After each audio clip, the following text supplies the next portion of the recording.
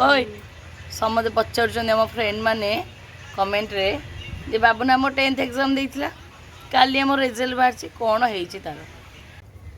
Hello friends नमस्कार जय Jagannath and welcome back to my channel Rakhi Modi blog again गोटे नुआ ब्लॉग को आपण मानकु स्वागत।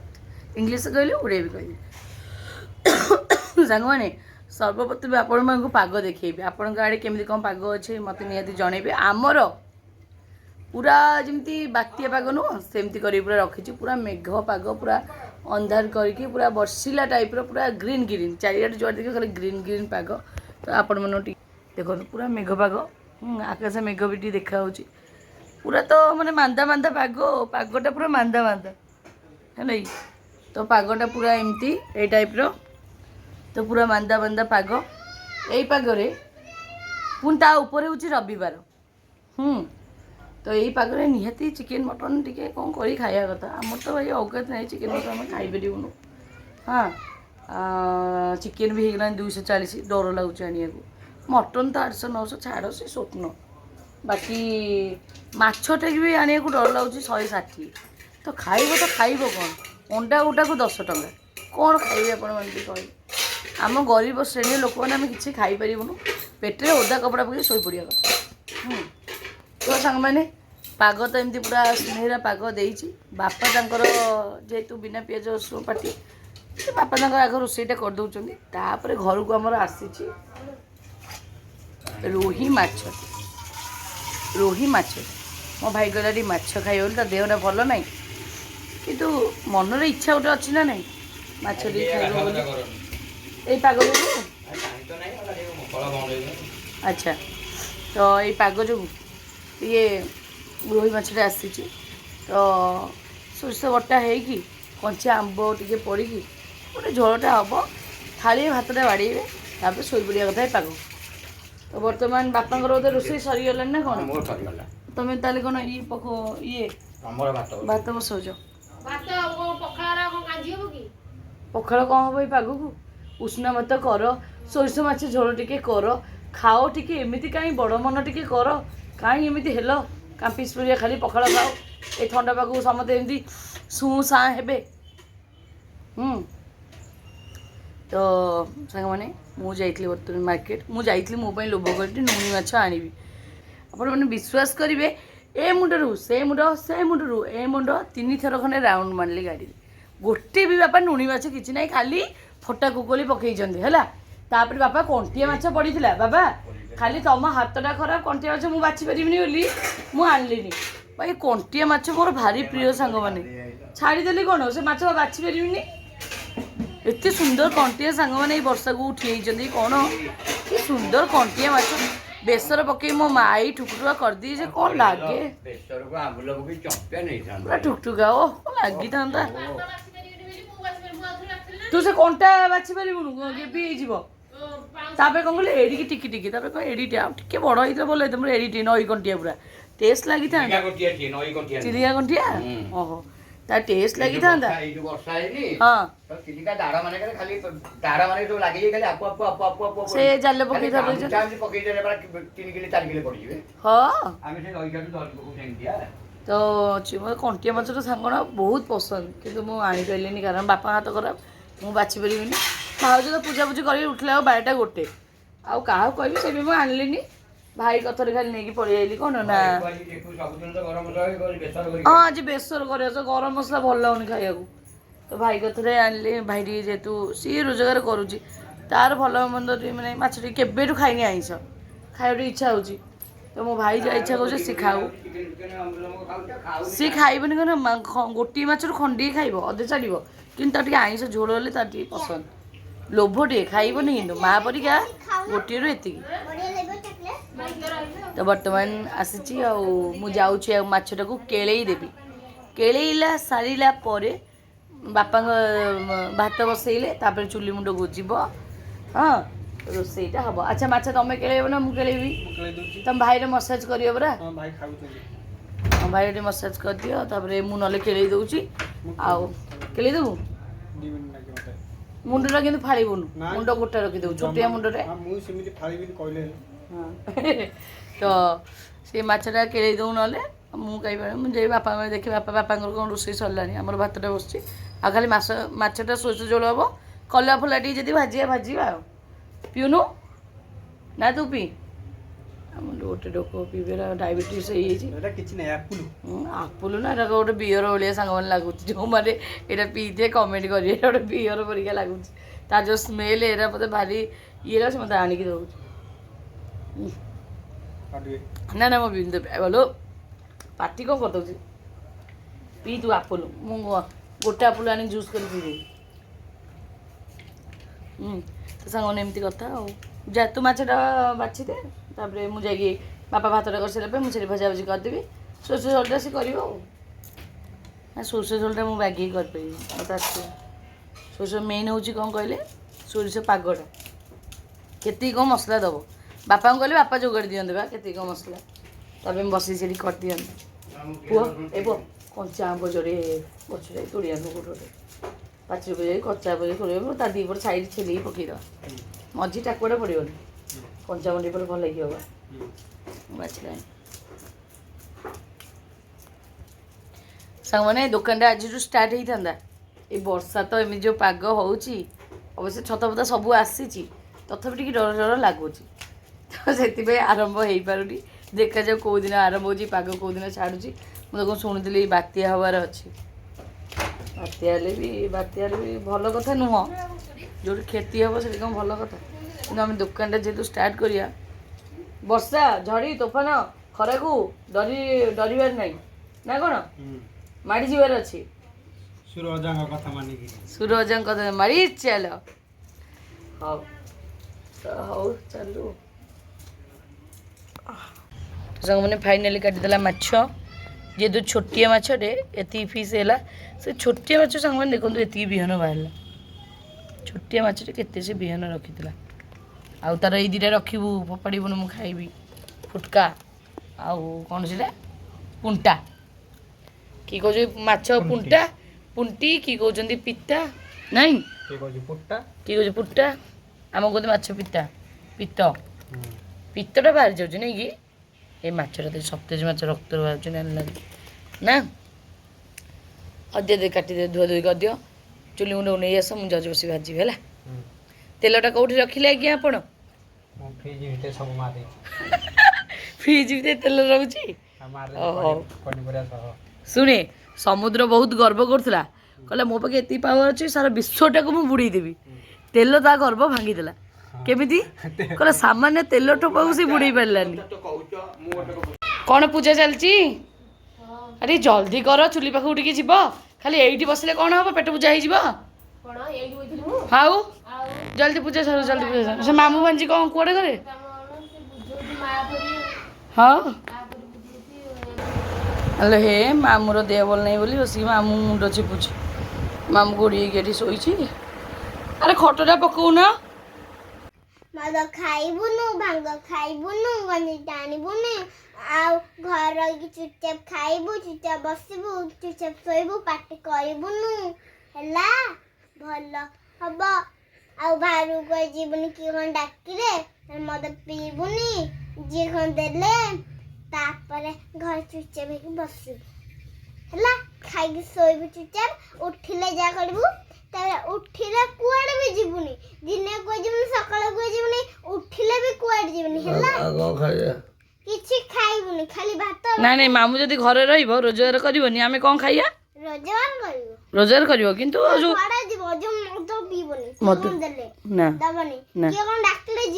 ନା ଭଡ଼ା ଯିବ ଆଚ୍ଛା ଭଡ଼ା ଯିବୁ ଭଡ଼ା ଖାଇକି ଅବଢ଼ା ଖାଇକି ଅବଢ଼ା ଖାଇକି ଆସିବୁ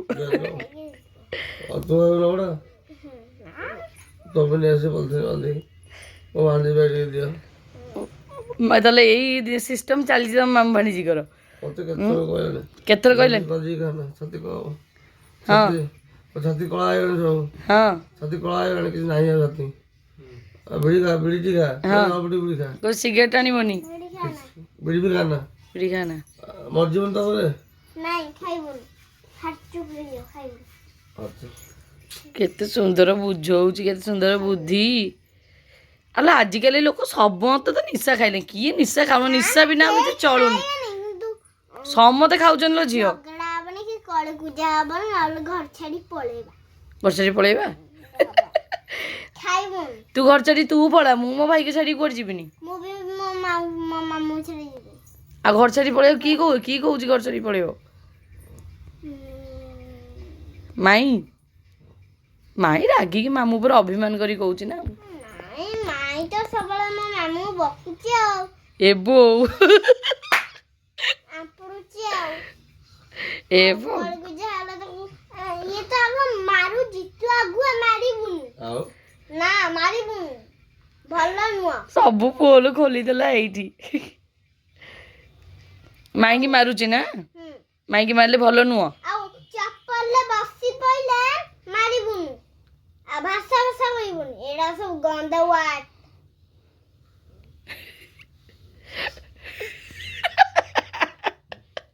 ଭଲ ଯାଉ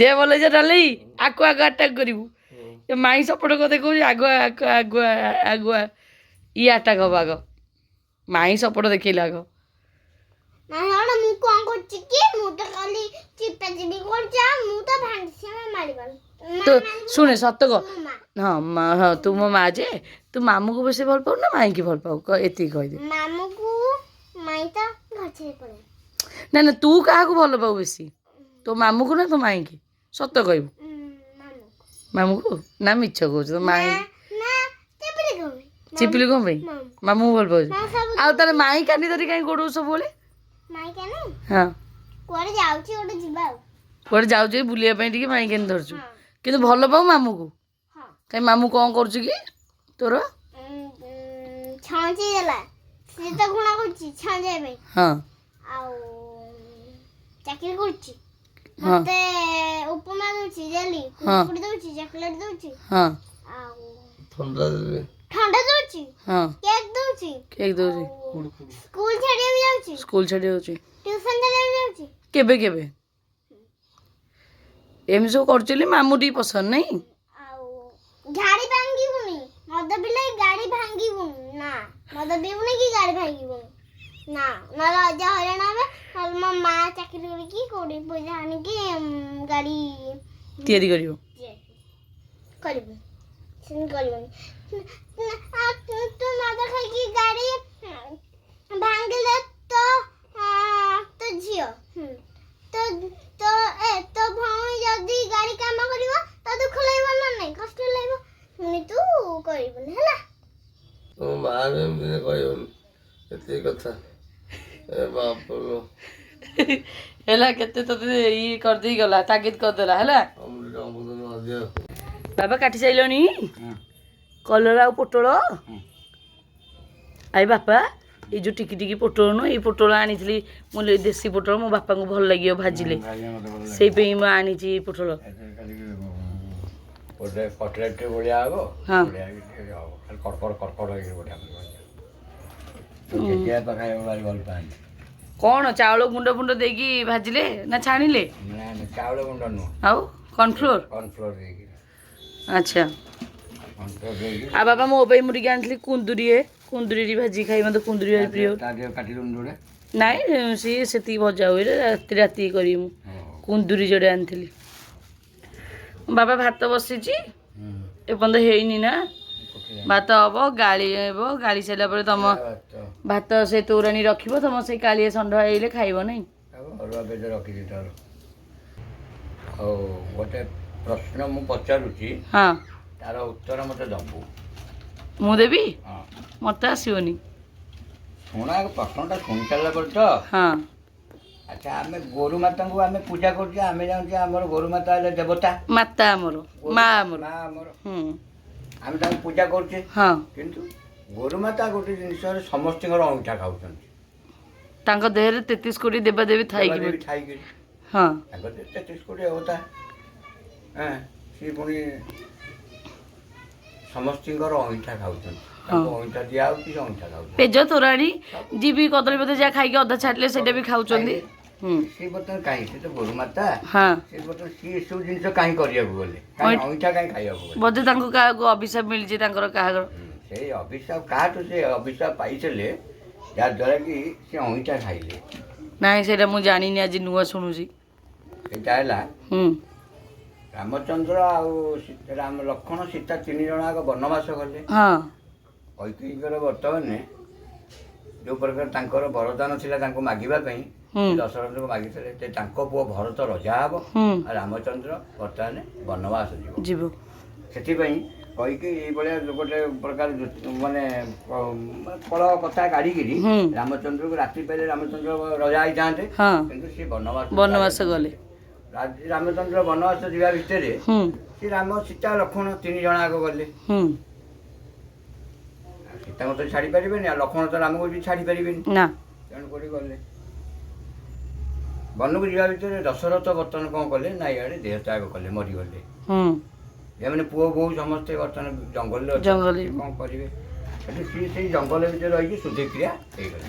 ଆଚ୍ଛା ଶୁଦ୍ଧିକ୍ରିୟା ତାଙ୍କର ତ ପୁଣି ପିଣ୍ଡଦାନ କରିବାକୁ ପଡ଼ିବ। ହଁ 14 ବର୍ଷ ରହିଲେ ନା, ହଁ ବର୍ଷକୁ ବର୍ଷ ପିଣ୍ଡଦାନ କରିବାକୁ ପଡ଼ିବ। ହୁଁ ପିଣ୍ଡଦାନ କରିବାକୁ ଯେତେବେଳେ ପଡ଼ିବ, ଯେଉଁଦିନ ତାଙ୍କର ଦିନ ପଡ଼ିଛି ହୁଁ ସେଦିନ ରାମଚନ୍ଦ୍ର ନାହାନ୍ତି, ଯାଇଛନ୍ତି ଗଣ୍ଡା ମାରିବା ପାଇଁ। ମାୟା ଗଣ୍ଡାକୁ ବଧ କରିବା ପାଇଁ ଯାଇଛନ୍ତି। ଏ ସମୟରେ ତାଙ୍କର ଯେଉଁ ପିଣ୍ଡଦାନର ଯେଉଁ ସମୟଟା ଅମୃତ ବେଳାଟା ଗଡ଼ି ଯାଉଛି। ସୀତା କ'ଣ କଲେ ନା ନଦୀକି ଗାଧେଇବାକୁ ପଳେଇଲେ। ହୁଁ ନଦୀ ଗାଧେଇବାକୁ ଯାଇ ନଦୀ କୂଳରେ ସେଠୁ ତାଙ୍କ ଶ୍ୱଶୁରଙ୍କୁ ସେ ପିଣ୍ଡଦାନ କଲେ। ଆଚ୍ଛା ପିଣ୍ଡଦାନ କରିବା ଭିତରେ କିଛି ତ ନଥିଲା, ବର୍ତ୍ତମାନ ସେ ବାଲି ପିଣ୍ଡରେ ବର୍ତ୍ତମାନ ତାଙ୍କୁ ଦାନ କରିକିରି ପିଣ୍ଡଦାନ କରିକିରି ଆସିଲେ। ଆସିବା ସମୟରେ ସେ ପିଣ୍ଡଦାନ କରିବା ସମୟରେ ସାକ୍ଷୀ ଥିଲେ 3 ଜଣ। ସାକ୍ଷୀ ହେଉଛନ୍ତି ବର୍ତ୍ତମାନ ଯାହା ଯେମିତି ଯିଏ ଥିଲେ। ନଦୀ ଥିଲା, ଗଙ୍ଗା ମାତାଙ୍କୁ ଡାକିଥିଲେ, ଗଙ୍ଗା ମାତା ବି କହିପାରିଥାନ୍ତେ, ହୁଁ କିନ୍ତୁ ଗାଈଟେ ସେଠି ଚରୁଥିଲା, ଗୋରୁମାତାଟେ, ଗୋରୁମାତା ବି ଥିଲେ, ଥିଲେ। ତେଣୁ ସିଏ ବି କହିଲେ। ଆଉ ଲିମ୍ବ ଗଛ। ଲିମ୍ବ ଗଛ ଥିଲେ, ତେଣୁକରି ସେଠୁ କହିଲେ କି ବର୍ତ୍ତମାନ ରାମଚନ୍ଦ୍ର ଆସିକି ପଚାରିଲେ। କହିଲେ ଆରେ ଆଜି ତ ଦିନ ମୁଁ ତ ଏମିତି ଗଲି ନା, ମୁଁ ବାବାଙ୍କୁ ପିଣ୍ଡଦାନ କରିସାରିଛି। କେଉଁଠି କଲ ନା ନଦୀ କୂଳରେ ମୁଁ ପିଣ୍ଡଦାନ କରିଛି। ପିଣ୍ଡଦାନରେ ପିଣ୍ଡଦାନ କଲ, ତମେ କେମିତି କଲ, କେମିତି କିଛି ନଥିଲା, କେମିତି କ'ଣ ଦେଲ, କ'ଣ କଲ, ଆମେ କେମିତି ଜାଣିବୁ ଏ କଥା? କହିବା ଭିତରେ କହିଲେ ମୁଁ ପିଣ୍ଡଦାନ କରିଛି ନଦୀ କୂଳରେ। ମାନେ ନଦୀ କୂଳରେ ତ ଆଉ କେହି ନଥିଲେ, ଗୋରୁମାତା ଟିକେ ଚଳୁଥିଲା, ଗୋରୁମାତା ହିଁ ଦେଖିଛି ମୁଁ ପିଣ୍ଡଦାନ କରିବା। ନଦୀ ବି ଦେଖିଛି, ତମେ ଲିମ୍ବ ଗଛ ବି କହିବେ ଗୋରୁମାତା କୋଉ ଜନ୍ମରେ କୋଉ ରୂପ ଥିଲେ ରାମଚନ୍ଦ୍ର ଜାଣିପାରୁଥିଲେ। ତେଣୁକରି ସେ ବହୁତ କିଛି ଗୋରୁମାତାକୁ ଉଦ୍ଧାର କରିଛନ୍ତି, ଯାହାଦ୍ୱାରା ତାଙ୍କ ଜୀବନ କଲ୍ୟାଣ ହେଇଛି। ସେଠୁ ରାମଚନ୍ଦ୍ର ଏଠୁ ଗଲେ, ପଚାରିଲେ, ନଦୀ କୂଳ ଯାଇ ପଚାରିଲେ, ଗୋମାତା ପଚାରିଲେ, ଆଚ୍ଛା ତମେ ଏଠି ଦେଖିଛ ସୀତାମାତା ପିଣ୍ଡଦାନ କରିବା? ନାଇଁ ମୁଁ ଦେଖିନି। ଗୋରୁମାତା ମନା କରିଦେଲେ। ମନା କରିଦେଲେ, ସମସ୍ତେ ମନା କଲେ, ନଦୀ ବି ମନା କଲେ, ସମସ୍ତେ ଲିମ୍ବ ଗଛ ଭିତରେ ଲିମ୍ବ ଗଛ ବି ମନା କଲେ। ସମସ୍ତେ ମନା କରିଦେଲେ ପରା ତାଙ୍କୁ। ମନା କରିଦେଲେ ସୀତାମାତା ଅଭିଶାପ ଦେଲେ। ସୀତାମାତା ତାଙ୍କର ମନ ଭାରି ଦୁଃଖ କଷ୍ଟ ଲାଗିଲା ତାଙ୍କୁ। ସମସ୍ତେ ମାନେ ସୀତାମାତା କେତେବେଳେ ମିଛ କହନ୍ତି ନାହିଁ ନା, ସେଇଟା ପୁଣି ସତ୍ୟ ଯୁଗ। ସତ୍ୟ ଯୁଗ। ସେ ସେଠୁ ପୁଣି କାହାକୁ ମିଛ କହିବା କଥା? ରାମଚନ୍ଦ୍ରକୁ କେବେ ସେ ତାଙ୍କ ଜୀବନରେ ମିଛ କହିପାରିବେନି ନା। ସେଠୁ ସିଏ କ'ଣ କରିଛନ୍ତି ନା, ଏଠୁ ସୀତା ଗୋରୁମାତାକୁ କହିଲେ ତମେ ଦେଖିକିରି ମନା କରିଦେଲ, ମୋତେ ମୋ ପ୍ରଭୁଙ୍କ ପାଖରେ ଦୋଷୀ କରେଇଲ, ଆଉ ଆଜିଠୁ ମୁଁ ତମକୁ ଅଭିଶାପ ଦେଉଛି।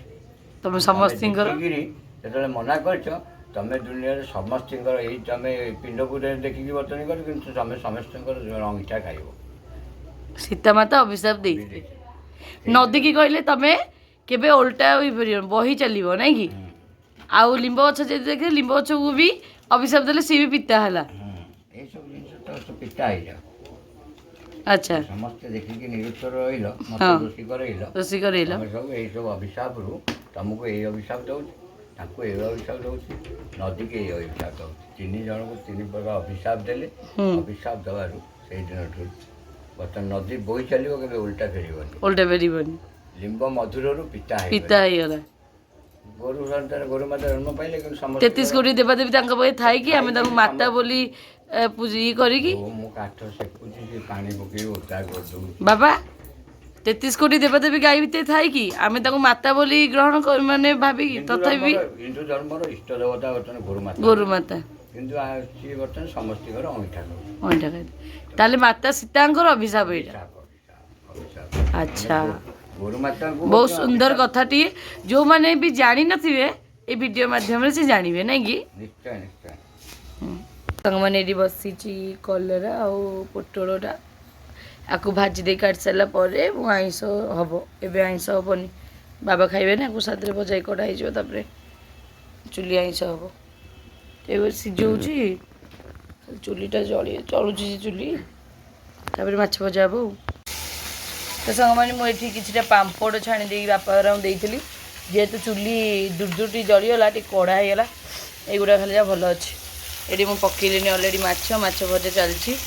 ଚୁଲି ଯେଉଁ ରେଟ୍ରେ ଜଳୁଥିଲା ମା ସୁମେ ପାଇଲା ପୁରେଇ ଦେଇଗଲା ସବୁ, ନିଆଁ ଉଠିଗଲା ଆଗ। ଏଠି ମାଛ ବସିଛି, ମାଛ ଭାଜିଲେ ଭାଇ ପଖାଳ ଖାଇବ, ଚାଇଁ ପଖାଳ। ଭଜା ତ ହେଇକି ଦେଇ ସାରିଲେଣି। ତ ସାଙ୍ଗମାନେ ଫାଇନାଲି ସବୁ ମାଛ ମଞ୍ଜି ଭାଜି ଦେଇଛି, ବେସର ବଟା ହେଇକି ପଳେଇ ଆଇଛି ଢଙ୍କେ ପାଣିରେ, ଆଳୁ ପିଆଜ ଠିକ୍ କଟା ହେଇଗଲାଣି। ଭାଉଜ ଆସିଲେ ତରକାରୀଟା କରିବ। ଟମାଟୋ ଆଣିନି, କାଟିନି, ଏଇଟା ପିତ୍ତଟା ଲାଷ୍ଟରୁ ଭଜା ହେଉଛି। ତ ମ୍ୟାଡ଼ାମ୍ ବସି ପଡ଼ିଲେ ତରକାରୀ କରିବା ପାଇଁ, ସଜବାଜ ହେଇକି ଆସିବି। ତେଲ ପକାଇଛି, ତେଲରେ କ'ଣ ଫୁଟଣ ପକାଇ, ତାପରେ ପିଆଜ ପକାଇଦେଲିଣି।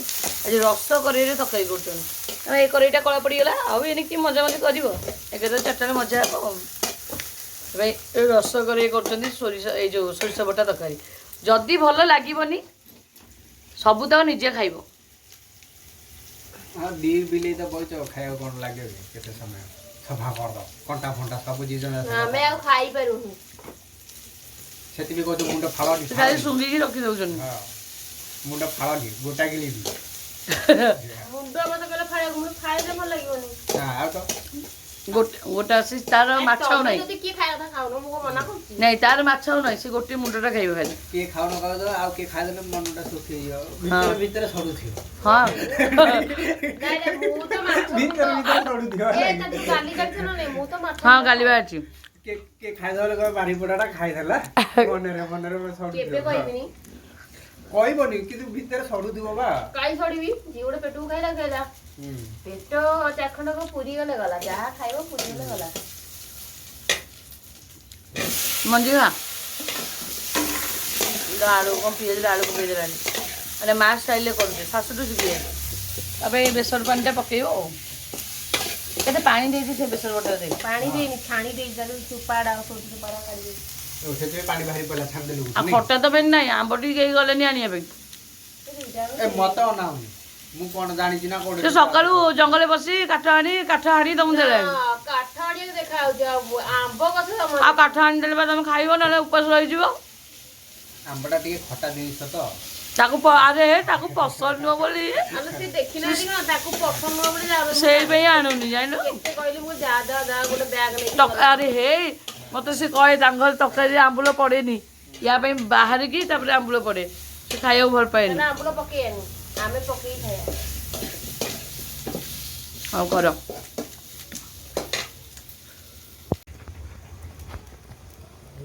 ତ ସାଙ୍ଗମାନେ ଫାଇନାଲି ବେସର ତରକାରୀ ବସିଗଲା। ହଁ, ଚୁଲି ଜଳୁଛି, ତରକାରୀ ଆସ୍ତେ ଆସ୍ତେ ଫୁଟିବ, ହବ, ମାଛ ପଡ଼ିବ, ତାପରେ ବାହାରିବ, ତାପରେ ଯିବା ଗାଧେଇକି ଆସିବା, ତାପରେ ଗେଫିବା ନା କ'ଣ? ଏଇ ମୁଁ ଯୋଉଠି ଭାତ ଖାଇବି, ଯୋଡ଼େ ନାକୁ ବାଡ଼ିବ। ଭାତ ଖାଇବି, ତରକାରୀ ଭଲିକି କରେ, ମୁନା ପାଇଁ କାଢ଼ିଦେଇକି ଆମ ପାଇଁ ଟିକେ ଆମ୍ବୁଲ ପକାଇଦେବୁ, ନ ଭଲ ଲାଗିବନି ନା କ'ଣ କହୁଛୁ? ଦାନ୍ତଟା କାହିଁ ଦେଖାଉଛୁ, ଚିପା ହାସ କାହିଁ ଦେଲୁ? କ'ଣ ଖାଇଛୁ କି? ହେଲେ ଚୁଲି ମୁଣ୍ଡେଇ ସେ କ'ଣ ଚୋରେଇ ଖାଇଦେଉଛି ବୋଧେ। ହେ ବୋଉ ହାଣ୍ଡି ଖାଇଟା ବୋଧେ। ଏ ଚୁଲି ବସେଇ କ'ଣ ଖାଇଦେଉଛି, ପାଟି ଚିପି ଚିପି। ଭଗବାନେ, ନାଇଁ ଶ୍ୱଶୁର ତ ଖାଇସାରିଲେଣି, ଆଉ ତ କେହି ବଡ଼ ଗୁରୁଜନ ନାହାନ୍ତି, ତମେ ତ ବଡ଼ ଗୁରୁଜନ ଖାଇଦେବା କଥା। ଶ୍ୱଶୁର ତ ଖାଇସାରିଲେଣି, ଆଉ ଶ୍ୱଶୁର ତ ମାଛ ଖାଇବେନି। କ'ଣ ଖାଇଲ? ପାଟି ଚିପି କ'ଣ ଖାଉଛ ବା? ରୁଟି ତମେ ଯୋଉ କରିଥିଲ ରାତିରେ, ବାସି ରୁଟି। ଭୋକ ଲାଗିଲାଣି ନା? ଆଉ କ'ଣ ଗୋଟେ କହିବ ବୋଲି ଭାବୁଥିଲ, ହସି ହସି କ'ଣ ରହିଗଲ? କ'ଣ କହିଲ କୁହ? ନାଇଁ କହୁନ। ନାଇଁ ମ ହସିଲି କ'ଣ? ନାଇଁ କ'ଣ ଗୋଟେ କଥା ଅଛି ବୋଧେ। ଆଜି ତମ ଭାଡେଜି ତମ ପୋଲ ଖୋଲିଛି, ରୁହ ହେଲା, ତା ମାମୁଁ ଆଗରେ କହିଦେଇଛି। କ'ଣ କହିଛି ଭିଡ଼ିଓ ଦେଖିଲେ ଜାଣିବ। ତରକାରୀ ଆମର ଫୁଟିଲା ସାଙ୍ଗମାନେ, ଗବ ଗବ ତରକାରୀ ଫୁଟିଲା, ହେଲେ ଆଳୁ ପଡ଼ିବ ତ ଓହ୍ଲିଆ ହବ। ଏ ମାଛ ପଡ଼ିବ ତ ଓହ୍ଲିଆ ହେବ ଆଳୁ ସିଝିଲେ ନାଇଁ କି? କଞ୍ଚା ଲଙ୍କା ଦୁଇଟା ଛାଡ଼ି ଦେଉନ ଚକୁଡ଼ି ଖାଇବା ବଢ଼ିଆ ଲାଗିବ। ମୁଁ ଦେଇଥିଲି ଗୋଲ ଲଙ୍କା ମୁଁ କହିଲି ଟିକେ ମଞ୍ଜିଟା ପକାଏ ସେ ଗୋଲ ଲଙ୍କା ଦୁଇଟା ଛାଡ଼ି ଦିଅ କଞ୍ଚା ଲଙ୍କା ଦୁଇଟା ତରକାରୀରେ ଚକୁଡ଼ି ଖାଇବା ମଜା ଲାଗିବ। ଲାଷ୍ଟକୁ ହଉ ତାହେଲେ କର ଆମେ ଯାଉଛୁ ଗାଧେଇବୁ। ଆଁ ତରକାରୀ ତ ଫୁଟୁଛି ଆଉ କ'ଣ ଦେଖିକି ଫାଇନାଲି ହେଲା ପରେ ମହୁଟା ବାହାରିବ। ସାଙ୍ଗମାନେ ଭୁଲି ଯାଇଥିଲେ ଆପଣମାନଙ୍କ ସହିତ ଗୋଟେ କଥା ସେୟାର କରିବାକୁ। ଆପଣମାନଙ୍କ ସହିତ ମୁଁ ଆଗରୁ ସେୟାର କରିଛି ଯେ ଆମ ମାଆକୁ ଆମେ ଫିଲ୍ କରୁ ଘର ଭିତରେ ହେଲା କି ଆମେ ସବୁ ଫିଲ୍ କରୁ। ମୁଁ ବି ଏମିତି ଡାଇରେକ୍ଟ ତ ଦେଖିନି କିନ୍ତୁ ହଠାତ୍ କି ବାହାରିକି ପଳେଇବା। ତେବେ ମାଆର ଯେଉଁ ମରିବା ବର୍ଷେ ଭିତରେ ମୁଁ ସେଇ ଘରକୁ ଯାଉଥିଲି ରୋଷେଇ ଘରକୁ। ସେ ଯେଉଁ ଟିକି ଘରଟା ଆମର ଅଛି ଯେଉଁଠି ଦିଅଁ ବସିଲେ ଆମର ସେଇ ଘରେ ଠିଆ ପରେ ମୁଁ ଏମିତି ସିଧା ନେଲେ କ'ଣ ଆଖିରେ ଦେଖାଯିବନି କି କ'ଣ କରୁଛୁ। ତ ସେଇ ଟାଇମ୍ରେ ମୁଁ ଦେଖିଥିଲି ମାଆର ବର୍ଷେ ଏତକୁ ହେଇନଥିଲା। ହଁ ବର୍ଷେ ଭିତରେ ଲୋକ ତ ବାହାରନ୍ତି ଆଉ ଯେହେତୁ ମାଆ ଘରଟା କରିଥିଲା କରିପାରିଲାନି ଅଧା ଘରଟା କରିକି ଯାଇଛି। ସବୁ ଲୋକଙ୍କର ଲୋଭ ଥାଏ ମାଆର ସେମିତି ଲୋଭ। କିନ୍ତୁ କାଲି କ'ଣ ଆମେ ସବୁବେଳେ ଫିଲ୍ କରୁ ବାପା ବି ଫିଲ୍ କରନ୍ତି ଭାଉଜ ବି ଫିଲ୍ କରେ ମା ଚୁଡ଼ି ସାଉଣ୍ଡ ବି କରେ। ତାପରେ ମୁଣ୍ଡ ପାଖରେ କେମିତି କରେ ଏମିତି ଚୁଡ଼ିଟା ଏମିତି କଣ ମୁଁ କମଳ ବଡି ହେଇକି ମୁହଁରେ ମୁଁ ଜାଣିଛି ମା ଚୁଡ଼ି ବଦଉଛନ୍ତି ଆଉ କେହି ନୁହଁ ଘର ଭିତରେ ହେଲା କି। ତ ଏଇ ଘର କାଲି କ'ଣ ହେଇଛି ନା ମୋର ଆମ ଯେଉଁ ପୁଅଟା ଅଛି ସିଏ ମୋତେ କାଲି ଟିକେ ଏଇଠି ମୋ ଏଇ ହାତଟା ଉଠେଇବନି କାହିଁ ତରଚେଇଛି ତେଲ ଫେଲ ମାଲିସ୍ ଫାଲିସ୍ କରି ଚିପାଚିପି କରି ଗୋଟେ ରାତି ହେଲେ ଏମିତି ବି ଖାଇବା ଆମର ଲେଟ୍ ପୁରା 12ଟା ରାତି ହେଲା। ତାପରେ ଗୋଟେ ରାତି ସେ କହିଲେ ହଉ ପୁଅ ତୁ ଯା ଶୋଇବୁ ଯା ମୁଁ ଶୋଉଛି। ମୁଁ ଦୁଆ ଦେଇ ଶୋଇଲେ ସିଏ ଆସିଛି ବାଥରୁମ୍ ଆସିଲା ବାଥରୁମ୍ ଲାଇଟ୍ଟା ଦେଇକି ମାଡ଼ି ଆସିଛି। ତ ଏଇ ଲାଇଟ୍ଟା କାଲି ଆଉ ଲିଭିଆ ହେଇନି ସବୁ ଲିଭିଆ ହୁଏ ଲିଭିଆ ହେଇନି। ହଁ ମା ଏଇ 3ଟା ସିଡ଼ି ଛାଡ଼ିକି ଉପରୁ ଏଇଠି ପୁରା ବଇଥିଲା ପର୍ଟିକୁଲାର ପୁରା ସେ ଦେଖିକି ପୁରା ପୁରା ଡରି ଅବଶ୍ୟ ତାର ଟିକେ ଯେଉଁ ସେଇଠି ଜାଣିଛି କିଛି ମନ୍ତ୍ରପାଠ ଝଡ଼ାଝଡ଼ିଆ ସବୁ ଜାଣିଛି ତାକୁ ଭୟ ଲାଗେନି। କିନ୍ତୁ ହଠାତ୍ ଯେହେତୁ ଜେଡ଼ ବଡ଼ ଗୁଣିଆ ହଉ ସାଙ୍ଗମାନେ ଯଦି ସାମ୍ନାରେ ପ୍ରେତାତ୍ମା ଠିଆ ହେଇଯିବ ଦେଖିବ ଭୟ ଛନକା ଗୋଟେ ପଶିଯିବ। ତାରି ସେମିତି ଛାତି କାଲି କାଲି ଡରିଗଲା ସାଙ୍ଗେ ସାଙ୍ଗେ ମୋତେ ମେସେଜ୍ କହିଲା ଆଉ ଦିଦି ଏମିତି କଥା। ତାପରେ ମୁଁ ତାକୁ ଫୋନ୍ କଲି କହିଲେ ଆଉ ଆରେ କ'ଣ ନା ହଁ ଦିଦି ମୁଁ ଗଲା ମୁଁ ଦେଖି ମାଆ ପୁଅ ବଇଥିଲା ମୁଁ ଦେଖିଦେଇ ମୁଁ ସାଙ୍ଗେ ସାଙ୍ଗେ ପୋତେ ତାଳିଟା ମାରିଦେଲି। ଆଉ ସିଏ ତ ଯେହେତୁ ପବନ ସଦୃଶ୍ୟ ସାଙ୍ଗେ ସାଙ୍ଗେ ଉଭାନ ହେଇଯିବି। ହଁ ଭାଉଜ ବି କେତେବେଳେ ଗଗ ରାଖି ମୁଁ ଯଦି ବାସନ ବସିବି 5 ଅଖି କିଏ ଗୋଟେ ଲାଗେ ବସିଲା ଭଳିଆ। ମା ଏଇ ଘରଟାକୁ ଜମା ଛାଡ଼ୁନି କାରଣ ସନ୍ଧ୍ୟାବେଳେ ବାବୁନା ଆଇଥିଲା ତାର ଏଡ଼ି ଖଣ୍ଡେ ବାହାର କରିବା ପାଇଁ ଯେଉଁ ଟର୍ଚ୍ଚ ଲାଇଟ୍ ମୋବାଇଲରେ ଫ୍ଲାସ୍ ଲାଇଟ୍ ଲଗେଇକି ତାର ବାହାର କରୁଥିଲା। କେଉଁ ଗୋଟେ କ'ଣ ବସ୍ତା ଥୁଆଥିଲା ଦୁମ୍ କିନା ପଡ଼ିଗଲା। ବାବୁନା ସେବେ ଦୌଡ଼ିକି ଯାଇଛି କହିଲା ମୋତେ ଯିଏ କହିଲା ଦେଇ ମା ଅଛି ଲୋ ଆଉ ମୁଁ ତାରଟା କାଢ଼ୁଥିଲି ସିଏ କିଛି କହିନଥିଲା ଦୁମ୍ କିନା ଗୋଟେ ବସ୍ତାରେ ପକାଇଦେଲା ତଳକୁ। ତାପରେ ସିଏ କାଲି ଏଇଟା କହିବାକୁ ରାତିରେ ସିଏ ମୁନା ଦେଖିଛି ଡାଇରେକ୍ଟ ମାଆକୁ। ଆଉ ମା ତ ଏମିତି ସ୍ୱପ୍ନ ମୋତେ ଆଉ ବେଳେବେଳେ କିନ୍ତୁ ମୁଁ ଡାଇରେକ୍ଟ ମାଆକୁ କେବେ ଦେଖିନି। ସେଇ ଯେଉଁ ମରିବା 15-20 ଦିନ ନା ସେ 20-25 ଦିନ ପରେ ଯେଉଁ ତା ଜିନିଷ ତ ସବୁ ଥୁଆ ହେଇଥିଲା ଭୁବନେଶ୍ୱର ମୋ ଘରେ ବାପା ଯେଉଁ ଯାଇଥିଲେ ଆଣିବାକୁ ସେତିକି ବେଳେ ପୁରା ମୋତେ ଦେଖେଇଲା। ଆଉ ସେ ପୁଣି ଛାଇ ନେଇଥାରେ ଡାଇରେକ୍ଟ ମୁଁ ଦେଖିନି ଦୁଆର ମୁହଁରେ ଏମିତି ବାଟକୁ ଗାଳିକି ବଇଥିଲା ମୁହଁଟାକୁ ପୋତିକି ଭାଗ୍ୟ ଗଲେ ମୋତେ ଅନେଇନି। ଆଉ ବର୍ଷ ଯାକ ମୋତେ ସ୍ୱପ୍ନ ଦେଖିଲା ଯେମିତି ବର୍ଷେ ତାର ଆଉ 12 ଦିନ ଖଣ୍ଡେ ଅଛି ମୋତେ କହୁଛି ଝିଅ ଆସୁନୁ ପଳେଇବା ଆଉ ମୋତେ ଭଲ ଲାଗୁନି ଏକୁଟିଆ ଆସୁନୁ। ମୁଁ କହିଲି ତୁ କି କଥା କହୁଛୁ ମା ମୋର ଗୋଟେ ଛୋଟ ପିଲାଟେ ମୁଁ ତାକୁ ଛାଡ଼ିକି କେମିତି ଯିବି ତୁ ଏମିତି କଥା କେମିତି କହିପାରୁଛୁ ଏ କଥା କହିଲି ବୋଲି ଜମା ନା ତୁ ଆସେ ମୋତେ ଭଲ ଲାଗୁନି। ଲାଷ୍ଟ ମୁଁ ହନୁମାନ ଚାଳିଶା ପଢ଼ିଲି ସ୍ୱପ୍ନରେ ପଢ଼ିଲି ସେଇ ଦିନଠୁ ଗଲା ଯେ 6-7-8 ମାସ ଆଉ ଜମା ସ୍ୱପ୍ନରେ ଆସିଲା ନାହିଁ। ତାପରେ 8 ମାସ ପରେ ଯାଇକି ଆଇଲା। ଏତେ ଅଭିମାନୀ ରାଗି ଆଉ ବର୍ଷ ଯାକ ଖାଲି ସ୍ୱପ୍ନ ଦେଖ ମା ଝିଅ ବୁଲୁଛୁ ଇଆଡ଼େ ଯାଉଛୁ ସିଆଡ଼େ ଯାଉଛୁ ସବୁ ଚୁଲି ପକାଉଛୁ ସବୁ କରୁଛୁ। ବର୍ଷେ ତାର ଯେଉଁଦିନ ବର୍ଷେ ହେବ ଠିକ୍ 12 ଦିନ ଅଛି ମୋତେ ସ୍ୱପ୍ନେଇଲା ଝିଅ ମୋତେ ଦେଖା ଭଲ ଲାଗୁନି ଆଉ ପଳେଇବା। ମୋତେ ବହୁତ ଭଲ ପାଏ ମୋତେ କୂଳପୋଛାଟା ମୋତେ ବେଶୀ ଭଲ ପାଏ। ଆଉ ସମସ୍ତେ ମାଆକୁ ଆମେ ଫିଲ୍ କରୁଛୁ କାଲି ସିଏ ଦେଖିଛି ଯେ ଯାହା ଟାଇମ୍ରେ ଯିଏ ବାହାରିବ ଦେଖିପାରିବ ଆମେ ଦେଖିପାରୁନୁ ମାଆକୁ। ଇଏ ବହୁତ ଥର ଫିଲ୍ କଲାଣି ବହୁତ ଥର ହିଁ ଫିଲ୍ କଲାଣି। ବାସନ ମାଜୁ ତ ମା ଏଠି ଜଗିବ କହୁଛି ମୁଁ ବାସନ ବାଜିଲେ ମା ମୋତେ ଏଠି ଜଗିକି ବଉଛନ୍ତି। ଯେଉଁ ଭାରି ଡର ଛେରୁକୁରି ଭାରି ହଁ ଯୋଉ ଦିଟା ଠିଆ ହେଇ ପଡିବ ଅଚେତ ହେଇ ପଡିଯାଇଥିବ ପଛୁଆ। ସେ ଜାଣିବ ଯେ ମୁଁ ମା ଆମର କିଛି ଡରଉନି, ଆମକୁ ଡରଉନି ନାହିଁ କି ଆମକୁ ଫିଲ୍ କରିବାକୁ ବି ଦଉନି। ମାନେ କେବେ କେମିତି ତ ଆମେ ତା ପ୍ରେଜେଣ୍ଟଟା ଆମେ ଫିଲ୍ କରିପାରୁଛୁ, କିନ୍ତୁ ସେ ଆମକୁ ଡରଉନି କି ଫିଲ୍ କରୁନି। କାହିଁ କହିଲ ଡରେଇବେ କାଳେ ଡରିଯିବେ କି? କିନ୍ତୁ ଗୋଟେ ଗୋଟେ ଦୁଷ୍ଟ ଆତ୍ମା ଅଛନ୍ତି ଡରେଇବେନି, ଦୁଆର ଘର ବାଡେଇବେ, ତମକୁ ଡରେଇ ଦେବେ, ଛନକେଇବେ। ମୁଁ ତ ପ୍ରାୟ ଥର ଦେଖିଥିବି ଏଇଠି ଟିକେ ବସିଲା ଲାଗିବ, ମତେ ବସିଲା ଲାଗିବ, ମୁଁ ଅନେଇବିନି ଆଉ। ମାନେ ମୁଁ ଅନେଇବିନି, ମୁଁ ଜାଣିପାରିବି ଯେ ମୁଁ ମୋ କାମ କରିକି ମୁଁ ପଟକିన ପଳେଇବି। କାଲି ଦେଖିଛି ମୁଁ ନା ପର୍ଟିକୁଲାର ଦେଖିଛି, ଲାଇଟଟା ଜଳୁଥିଲା ପୁରା ପୁରା ଦେଖାଯାଗଲା ତାକୁ। ତ ସାଙ୍ଗମାନେ ଆମେ ଭାଉଜ ନଣନ୍ଦ ଗପୁ ଗପୁ ଫାଇନାଲି ତରକାରୀ ହେଇଯାଇଛି। ଆଉ କାହିଁ ଡେରି କରୁଛ, ଯିବା। ଆଉ କିଏ ଆସିନି କହୁଥିଲ? ନା ଆମ ଘରେ ଅଛି ଗୋଟେ ମାଇକିନା, ହଁ ମାନେ ଗାଧେଇବ, ଗାଧୁଆରେ ପଶିବ ମାନେ ମିନିମମ୍ 2 ଘଣ୍ଟା ଅଧଘଣ୍ଟା ନୁହଁ, ଘଣ୍ଟେ ନୁହଁ, 1.5 ଘଣ୍ଟା। 1.5 ଘଣ୍ଟା ବି ନୁହଁ, ଆଉ? 2 ଘଣ୍ଟା ହେଇଯିବ।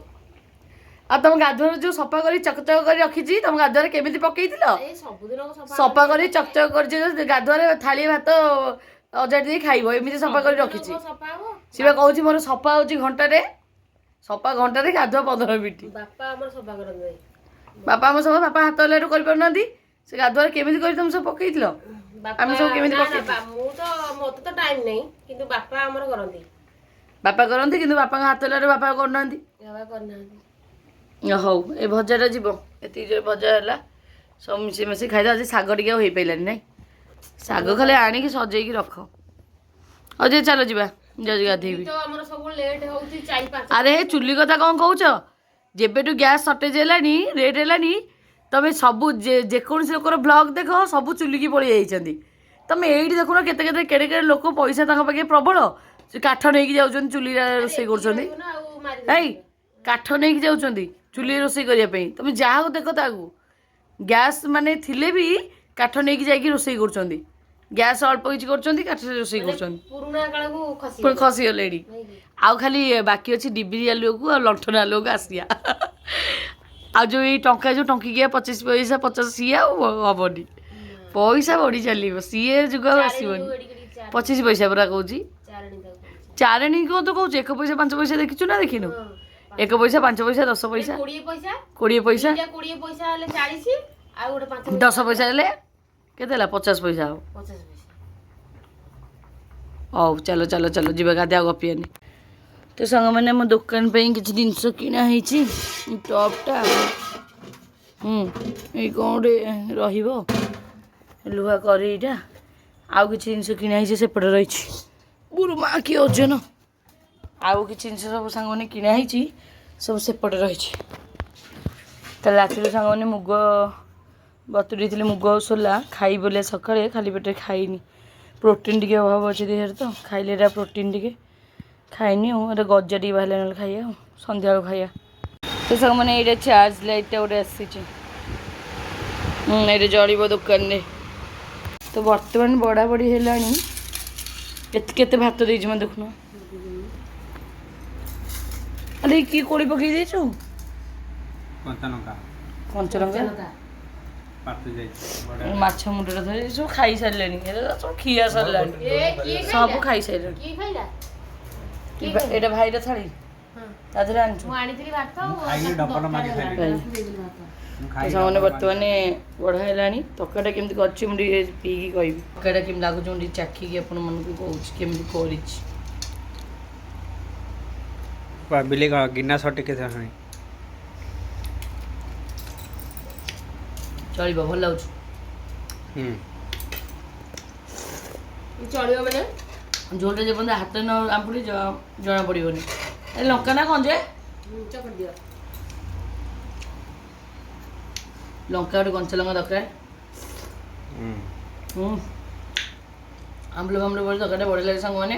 ଆମେ ତ ଯାଉଛୁ ଖାଇବୁ, ଆପଣମାନେ ବି ଯାଆନ୍ତୁ ଘରେ ଖାଇବେ। ସବୁବେଳେ ବିନ୍ଦାସ ରୁହନ୍ତୁ, ଖୁସିରେ ରୁହନ୍ତୁ, କିଛି ଟେନସନ୍ ନିଅନ୍ତୁନି। ତ ସାଙ୍ଗମାନେ ଦେଖନ୍ତୁ କୋଉ ଭଳିଆ ପୁରା ପାଗ, ପୁରା ମେଘ ପାଗ କରି ପୁରା ଆସିଲାଣି। କୋଉ ଭଳିଆ ପାଗ ପୁରା। କ'ଣ ଖାଇ ପିଇକି ଦୁଆରେ ବସିକି ଥଣ୍ଡା ପବନ ମଜା ନେଉଛ ମୋବାଇଲ୍ କେଞ୍ଚିକି? ଓଏ ସମସ୍ତେ ପଚାରୁଛନ୍ତି ଆମ ଫ୍ରେଣ୍ଡ ମାନେ କମେଣ୍ଟରେ ଯେ ବାବୁନା ଆମ 10th ଏକ୍ଜାମ୍ ଦେଇଥିଲା, କାଲି ଆମର ରେଜଲ୍ଟ ବାହାରିଛି, କ'ଣ ହେଇଛି ତାର? ଆପଣମାନେ ଯଦି ସିଧା ସ୍କୁଲ ଫୁଲ ଯାଇନି ପାଠ ପଢ଼ା ତାର ଟୋଟାଲ ବି ଇଣ୍ଟରେଷ୍ଟ ନଥିଲା ଖାଲି ତା ମାଆ ତାକୁ ପେଲି ଗୁଞ୍ଜିକି ତାକୁ ପଠାଇ ଖାଲି 10th ଆଟଲିଷ୍ଟ ପାସ୍ କରିଛା କିନ୍ତୁ ତା ରେଜଲ୍ଟ ହେଉଛି ଖରାପ ହେଇଛି ଆଉ କହି ତ ହେବନି ଆଉ ତାକୁ ଖରାପ ଲାଗିବ ଆଉ କିନ୍ତୁ ଯାହାକୁ ଖରାପ ଲାଗିବ ତାକୁ ଖରାପ ଲାଗିବ ଟିକେ ମାତ୍ର ଆଉ ତା ରେଜଲ୍ଟ ଖରାପ ହେଇଛି ଆଉ ସେ ତ ପଢ଼ାପଢ଼ି ତାର ନାହିଁ ଟୋଟାଲ ଛୋଟବେଳୁ ତ ପାଠ ଟୋଟାଲ ହେଲା ନାହିଁ ଆଉ ତ ରେଜଲ୍ଟ ତାର ଖରାପ ହେଇଛି ସେଥିପାଇଁ ସମସ୍ତେ ଟିକେ ତା ଉପରେ ଗେଁ ଗେଁ ହେଇଛନ୍ତି ତା ମନଟା ଟିକେ ଦୁଃଖ ଅଛି ସେଥିପାଇଁ ଭିଡ଼ିଓକୁ ଆସୁନି ଖାଇ ଶୋଇଲାଣି ଆଉ ତ ତା ସହିତ ସାଙ୍ଗମାନେ ଆପଣମାନେ ତ ଜାଣିଲେ କ'ଣ ରେଜଲ୍ଟ ହେଇଛି ଆଶା କରୁଛି ଆପଣମାନେ ବୁଝିପାରୁଥିବେ ପରିସ୍ଥିତିକି ଆଉ ଗୋଟେ କଥା ହେଉଛି ତା ସହିତ ଭିଡ଼ିଓକୁ ଆମେ ଏଇଠି ଏଣ୍ଡ କରି ଦେଉଛୁ କାରଣ ଯାଉଛୁ ଟିକେ ଗରିବ ରେକ୍ସ ନେବୁ ଆଉ ତା ସହିତ ଭିଡ଼ିଓକୁ ମୁଁ ଏଇଠି ଏଣ୍ଡ କରୁଛି ଆମେ ଦେଖା ପାଇବା ଗୋଟେ ନୂଆ ଆଉ ଫ୍ରେଶ୍ ବ୍ଲଗ୍ରେ ସେ ପର୍ଯ୍ୟନ୍ତ ସମସ୍ତେ ଖୁସି ରୁହନ୍ତୁ ବିନ୍ଦାସ ରୁହନ୍ତୁ ଖାଇ ପିଇକିନା ନିଜ ଲାଇଫ୍କୁ ଏନ୍ଜୟ କରନ୍ତୁ ତ ସମସ୍ତଙ୍କୁ love you bye bye take care see you in next blog